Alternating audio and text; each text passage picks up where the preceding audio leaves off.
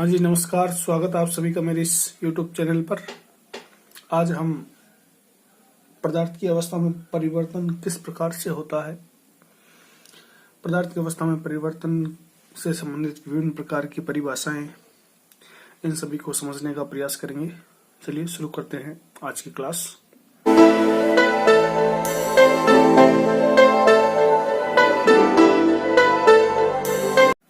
देखिए, जो सबसे पहला हमारे जो दिमाग में क्वेश्चन आता है वो ये है कि क्या हम पदार्थ की अवस्था में परिवर्तन कर सकते हैं। तो इसका जवाब है कि बिल्कुल हम किसी भी पदार्थ की अवस्था में परिवर्तन कर सकते हैं। तो देखिए, यहाँ पर मैंने लिख रखा है कि किसी भी पदार्थ की अवस्था में परिवर्तन जो है वो दो प्रकार से किया जा सकता है। तो पहला देखिए, तो किसी भी पदार्थ की अवस्था में परिवर्तन अपन दो प्रकार से कर सकते हैं। पहला है तापमान में परिवर्तन करके, यानी अगर हम किसी पदार्थ को गर्म करें तो उसके तापमान में वृद्धि होगी। तापमान में वृद्धि होगी तो उसे ऊष्मा मिलेगी। ऊष्मा के कारण उसकी गतिज ऊर्जा में वृद्धि होगी और गतिज ऊर्जा के कारण जो पदार्थ के अणु आकर्षण बल से बंधे हुए थे वो उस आकर्षण बल को पार कर जाते हैं और फिर पदार्थ की अवस्था में परिवर्तन हो जाता है। एक आम उदाहरण जो हम अपने दैनिक जीवन में देखने को हमें मिलता है वो है बर्फ का। बर्फ देखिए, वो होती है ठोस अवस्था में। बर्फ जब वो हम उसे बदल सकते हैं जल में, जल है उसकी द्रवावस्था, और जल को हम बदल सकते हैं किसमें, वाष्प में। तो ये क्या होगी, उसकी गैसीय अवस्था। तो इसका मतलब पदार्थ की अवस्था में परिवर्तन जो है वो हम कैसे कर सकते हैं, तापमान में परिवर्तन करके। आगे बात करें। हाँ जी, दूसरा जो प्रकार है जिसकी सहायता से हम किसी भी पदार्थ की अवस्था में परिवर्तन कर सकते हैं वो है दाब में परिवर्तन। देखिए, अगर मान लीजिए हमारे पास गैस है, गैस को आप कम टेम्परेचर पर, कम तापमान पर अगर उसका दाब बढ़ाया जाए, उच्च दाब पर उसको संपीड़ित किया जाए, तो हम देखते हैं कि गैस जो वो द्रव में बदल जाती है। और इस प्रक्रिया को अगर हम आगे भी चालू रखें तो द्रव को हम ठोस में भी बदल सकते हैं।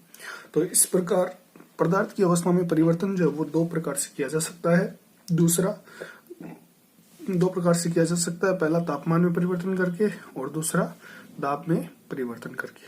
अब देखिए, जो ये किसी भी पदार्थ की अवस्था में परिवर्तन होता है उससे संबंधित कुछ परिभाषाएं हमें पूछी जाती है और हमें उनकी जानकारी होनी चाहिए। तो बारी बारी से उनकी बात करते हैं। देखिए, हाँ जी, जो पहला टॉपिक है वो है गलन। इसको गलन भी बोला जाता है और इसको इंग्लिश में फ्यूजन भी बोला जाता है। देखिए, इसके नाम में ही इसका अर्थ छुपा हुआ। गलन मतलब किसी ठोस पदार्थ का गलना। तो वह प्रक्रिया जिसमें ठोस पदार्थ जो है वो किसमें बदल जाए, द्रव में बदल जाए, उस प्रक्रिया को क्या कहा जाता है, गलन कहते हैं। जैसे मान लीजिए बर्फ जब वो पिघल कर क्या बन गई, जल बन गई, तो ये प्रक्रिया क्या कहलाएगी, संगलन कहलाती है। आगे देखिए, हाँ जी, नेक्स्ट टॉपिक देखिए, गलनांक। गलनांक को हम मेल्टिंग पॉइंट से भी जानते हैं। गलनांक का मतलब क्या है, अभी हमने पढ़ा था संगलन, यानी जब कोई पदार्थ ठोस से द्रव अवस्था में बदलता है तो ये पूरी प्रक्रिया जिस तापमान पर होती है वह तापमान उस ठोस पदार्थ का क्या कहलाता है, गलनांक कहलाता है। एक चीज और आप ध्यान रखिए, जब हम किसी पदार्थ को ताप देते हैं तो प्रारंभ में उसका तापमान बढ़ता है, लेकिन अवस्था परिवर्तन के दौरान हमेशा टेम्परेचर जो वो एक समान बना रहता है, नियत बना रहता है, जब तक कि पदार्थ की अवस्था पूर्ण रूप से बदल नहीं जाए। ठीक है, तो जैसे कि हम पढ़ते हैं कि भाई बर्फ का जो गलनांक है वो 0 डिग्री सेल्सियस होता है। 0 डिग्री सेल्सियस पर बर्फ जब पूर्ण रूप से जल में बदल जाती है। आइए आगे बात करते हैं। हाँ जी, नेक्स्ट टॉपिक जो वो है अपना उद्रुपातन। उद्रुपातन की प्रक्रिया जो है, यानी प्रकृति में कुछ ऐसे पदार्थ भी पाए जाते हैं जो सीधा ठोस से गैस में बदल जाते हैं, यानी ये ठोस से द्रव में नहीं आते, सीधा ही किस में बदल जाते हैं, गैस में बदल जाते हैं। तो ऐसी प्रक्रिया जो है वो उद्रुपातन कहलाती है। कुछ प्रकृति में से पदार्थ भी, जैसे कपूर जो है, अगर आप कपूर को जलाओगे तो वो ठोस से सीधा गैस में बदल जाता है। ठीक है, उसके अलावा आप देखिए नेप्थलीन की गोलियां भी जो है वो उद्रुपातन की प्रक्रिया को दर्शाती है, यानी ये भी सीधे ठोस से किस में बदल जाती है, गैस में बदल जाती है।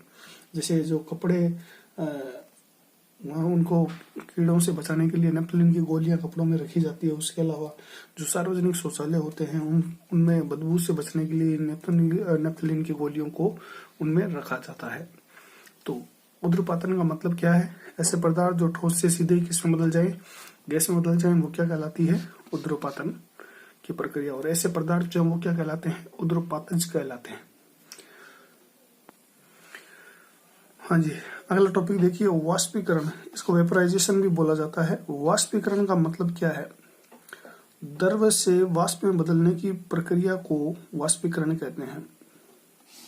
यानी हम देखते हैं कि जल जो वो लगातार टेम्परेचर के प्रभाव में वाष्प में बदलता रहता है, और ये जो प्रक्रिया होती है ये क्वथनांक से कम तापमान पर होती है।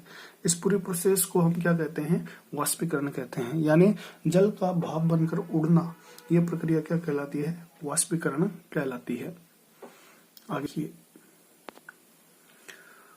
नेक्स्ट टॉपिक जो वो है क्वथनांक। क्वथनांक को बॉइलिंग पॉइंट भी कहते हैं। प्रत्येक द्रव का क्वथनांक जो वो अलग अलग होता है। यानी अगर हम बात करें द्रव की, तो कोई भी पदार्थ अगर द्रव अवस्था में है और वो गैसीय अवस्था में बदलता है तो इसे हम वाष्पीकरण कहते हैं। और जिस तापमान पर यह प्रक्रिया होती है उसे हम क्वथनांक कहते हैं। ठीक है, अगला देखिए, संघनन। संघनन का अगर शाब्दिक अर्थ देखा जाए तो संघनन का मतलब होता है ठंडा करना। जब किसी गैस को ठंडा किया जाता है तो वो द्रव अवस्था में बदल जाती है। इस प्रक्रिया को हम क्या कहते हैं? संघनन कहते हैं। हाँ जी, अगली प्रोसेस देखिए, वो है जमना। जैसा कि नाम है, यानी जब किसी द्रव को ठंडा किया जाए तो वो ठोस में बदल जाता है। इस पूरी प्रक्रिया को हम क्या कहते हैं? जमना। जैसे हम देखते हैं कि अगर पानी को फ्रिज के फ्रीजर में रखा जाए तो वो ठोस में, बर्फ में बदल जाता है, और इस पूरी प्रक्रिया को हम क्या कहते हैं? जमना। अगला देखिए, अगला टॉपिक है गुप्त ऊष्मा। गुप्त ऊष्मा क्या होती है? देखिए, गुप्त ऊष्मा की बात करें तो गुप्त ऊष्मा का मतलब होता है छुपी हुई ऊष्मा। यहाँ देखिए, निश्चित ताप पर किसी पदार्थ की अवस्था परिवर्तन में उत्सर्जित या अवशोषित ऊष्मा जो वो गुप्त ऊष्मा कहलाती है। यानी हम ये देखते हैं कि प्रकृति में अवस्था परिवर्तन होता है, तो अगर हमें ठोस को द्रव में बदलना है या द्रव को गैस में बदलना है तो इसके लिए हमें ऊर्जा की आवश्यकता होती है। तो ऊर्जा की वह मात्रा या ऊष्मा की वह मात्रा जो किसी पदार्थ की अवस्था परिवर्तन के लिए आवश्यक होती है उसे हम गुप्त ऊष्मा कहते हैं। अब आप देखिए कि ये जो गुप्त ऊष्मा, ये दो तरह की होती है। एक तो है सहगलन की गुप्त ऊष्मा। सहगलन का मतलब होता है ठोस से द्रव में बदलना। तो किसी 1 किलोग्राम ठोस को द्रव में बदलने के लिए गलनांक बिंदु पर, तो उसके लिए जितनी ऊष्मा की आवश्यकता होती है उसे गुप्त ऊष्मा कहते हैं। जैसे मान लीजिए कि अपने पास 1 किलोग्राम जो है वो बर्फ है और उसको पानी में बदलना है, तो 1 किलोग्राम बर्फ का पानी में बदलने के लिए जितना ऊर्जा की आवश्यकता होगी, जितनी ऊष्मा की आवश्यकता होगी, उसे हम क्या कहेंगे? सहगलन की गुप्त ऊष्मा कहते हैं। दूसरी प्रकार की जो गुप्त ऊष्मा है वो है वाष्पीकरण की गुप्त ऊष्मा। अब देखिए, यहाँ वाष्पन की गुप्त ऊष्मा आया, इसका मतलब 1 किलोग्राम द्रव को, कोई 1 किलोग्राम द्रव है उसको हमें गैस में बदलना है, तो ये प्रक्रिया कहाँ होगी? क्वथनांक पर। तो जब क्वथनांक के बराबर तापमान आ जाता है तो 1 किलोग्राम द्रव जो है वो गैस में बदलने लगता है। उस दौरान जितनी ऊष्मा की आवश्यकता होती है उसे ही हम क्या कहते हैं? वाष्पीकरण की गुप्त ऊष्मा। तो गुप्त ऊष्मा जो है वो दो तरह की होती है, एक गलन की गुप्त ऊष्मा, दूसरी वाष्पीकरण की गुप्त ऊष्मा। पदार्थ की अवस्था में परिवर्तन के लिए जितनी ऊर्जा या ऊष्मा की आवश्यकता होती है उसे ही हम क्या कहते हैं? गुप्त ऊष्मा। अब देखिए, इन सभी, हाँ जी, अब तक जो हमने पढ़ा है इन सभी को हम एक साथ इस डायग्राम से समझ सकते हैं। देखिए, यहाँ मैंने लिख रखा है ठोस। तो ठोस का द्रव में बदलना या द्रव का ठोस में बदलना, इन दोनों चीजों को हम समझ सकते हैं इस डायग्राम से। देखिए, ठोस का द्रव में बदलना ये तो कहलाता है गलन या सहगलन, और द्रव का ठोस में बदलना ये कहलाता है जमना। ठीक है, तो जब बर्फ गलती है या पिघलती है तो वो द्रव में बदल जाती है, और जब पानी बर्फ में बन जाता है तो वो जम जाता है, तो उसे जमना कहते हैं। अगला देखिए, द्रव का गैस में बदलना। द्रव जो वो गैस में बदल सकती है, इस पूरी प्रोसेस को कहते हैं वाष्पीकरण। और इसका उल्टा भी हो सकता है, गैस जो है वो द्रव में बदल सकती है, और वो कब होगा, जब हम गैस को क्या करेंगे, ठंडा करेंगे। तो इस प्रोसेस को हम क्या कहते हैं, संघनन। ठीक है। अब देखिए यहाँ पर तो मैंने बताया था आपको कि कुछ ठोस पदार्थ ऐसे भी होते हैं जो सीधे द्रव में न बदलकर सीधे किस में बदलते हैं, गैस में बदलते हैं। तो ऐसी प्रक्रिया जो वो कहलाती है उद्रुपातन। ठीक है। और इसका उलट भी हो सकता है कि उन पदार्थों को अगर ठंडा किया जाए यानी संघनन किया जाए तो वो वापस किस में आ जाते हैं, ठोस में आ जा सकते हैं। तो इस प्रकार हम देख सकते हैं कि तीनों अवस्थाओं में पदार्थ का क्या होता है, अंत परिवर्तन होता है। तो आई होप कि आज की क्लास आपके लिए लाभदायक रही होगी। मिलते हैं अगली क्लास में, तब तक के लिए धन्यवाद। जय हिंद।